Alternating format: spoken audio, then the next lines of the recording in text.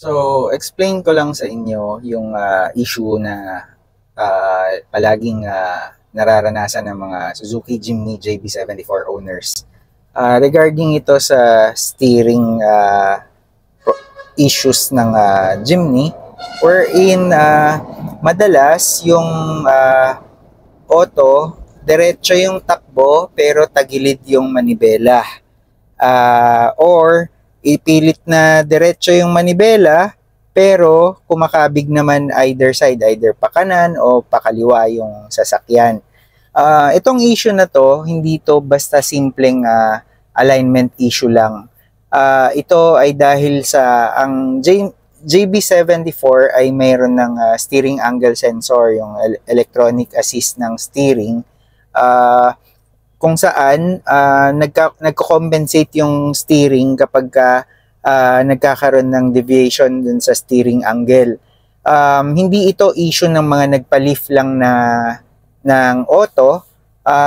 Maski yung mga stock may ganyan din, kaya lang mas prominente lang siya kapag nalilift yung auto kasi medyo mas nahahalata na dahil syempre tumaas na yung suspension, mas lumayo yung body dun sa chassis, yung steering dynamics ng sasakyan na nababago rin.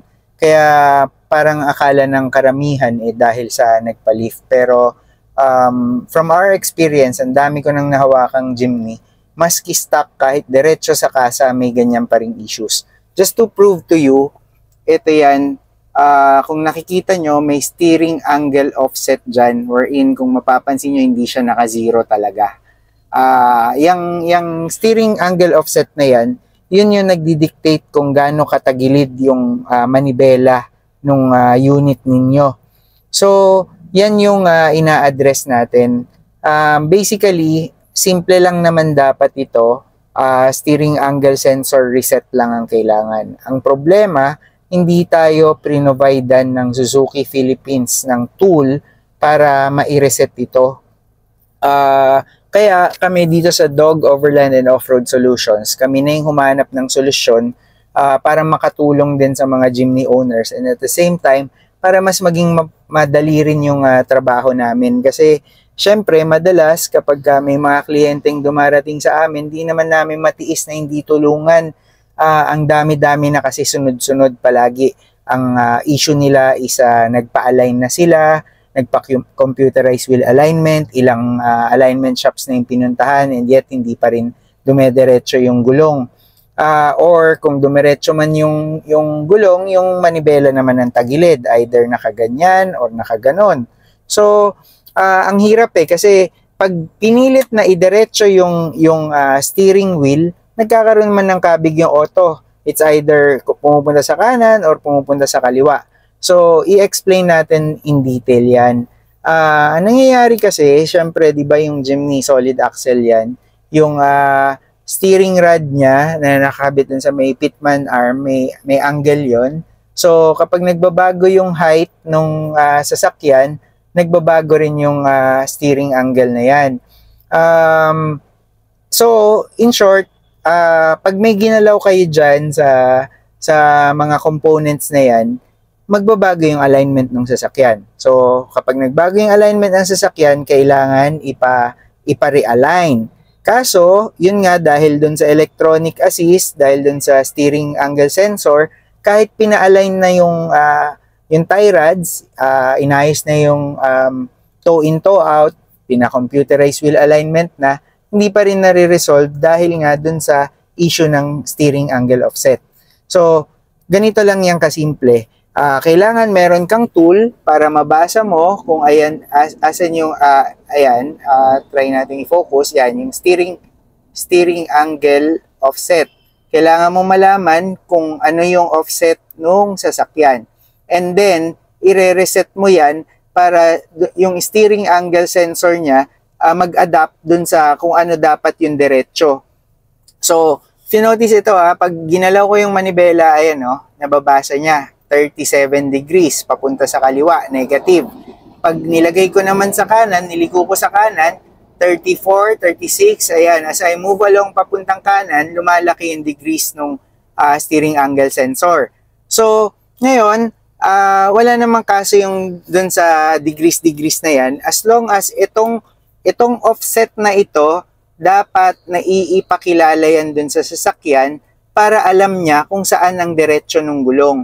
So, sa madaling salita, ang kailangan nyo lang gawin is ipa-align nyo yung auto ninyo sa mga paborito nyong wheel alignment shops. Dapat ang focus is diretso yung takbo ng auto. Pabayaan nyo na kung nakatagilid yung manibela, basta ang importante diretso yung takbo ng auto. Then, yung tagilid ng manibela nyo, yan, kami na ang magre-resolve. Because finally, we have a tool para i-reset na yung steering angle sensor na yan. So, pag na-align nyo na yung kotse nyo, diretso na yung takbo, dali nyo na lang sa amin para i-reset natin yung SAS ninyo. Pag hindi na-align yung sasakyan ninyo at pilit na nakadiretso ito and then may kabig, hindi natin yan mare-reset. Kailangan muna nating manual alignment ulit or i-realign muna bago tayo magre-reset. So, ang importante, mai-align na muna yung takbo ng sasakyan, make sure na diretso siya, then yung sa manibela, kami na ang bahala para maituwid yan. So, yun lang.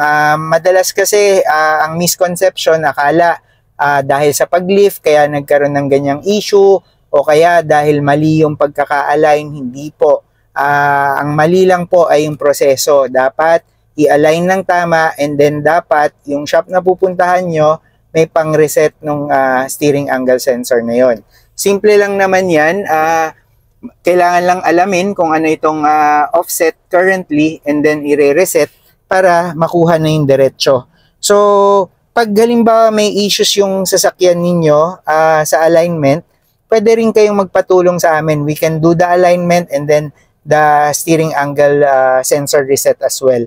So, yun lang. Visit kayo sa amin dito sa Dog Overland and Off-Road Solutions, pero dapat magpa-schedule kayo kasi hindi kami nagtatanggap ng walk-ins.